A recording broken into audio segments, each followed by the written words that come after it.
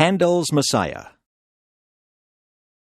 George Frederick Handel was a native of Germany and spoke with a German accent all his life.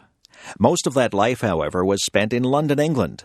As a young musician, Handel's sponsor was the Elector of Hanover. Later on, when the Elector became King George I of England, he continued to sponsor Handel. The young Handel went to Italy to study opera. Opera had become a very fashionable entertainment for the upper classes. Handel traveled to England in 1711 and made an immediate success with his operas. Queen Anne granted him a royal pension for life in 1713. Because of this initial success, Handel tried to start a permanent opera company in London, but this failed, and Handel lost money. Since operas used full stage settings with costumes, scenery, and props, they were expensive to produce. Handel decided to produce oratorios in which the parts were simply sung without actions. On August 22, 1741, Handel began to work on his oratorio, The Messiah.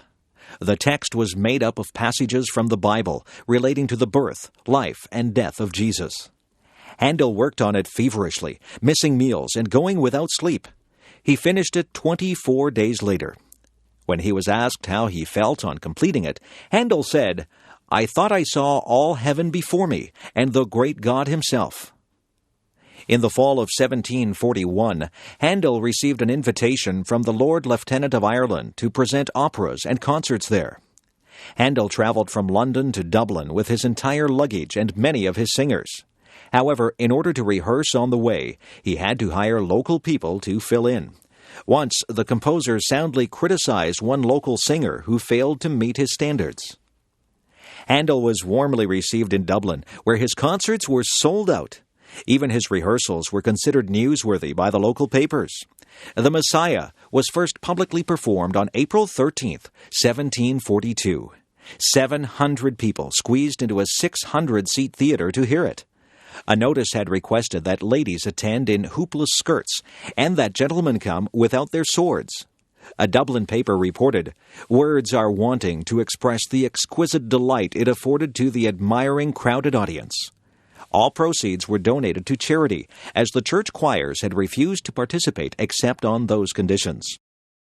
Handel returned to London in August 1742 and prepared the oratorio for the London stage. The Messiah made its London debut on March 23, 1743, with King George II in the audience.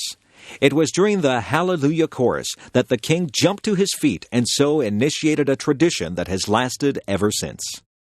With such oratories, Handel was able to re-establish his popularity and restore his finances in London. The Messiah continued to be performed. After conducting it on April 6, 1759, the old composer collapsed and had to be carried home. He died 8 days later. The Messiah remains Handel's most popular work, combining wonderful music with inspiring religious sentiments. The biblical text speaks of hope and salvation, and the music allows the text to soar into angelic songs.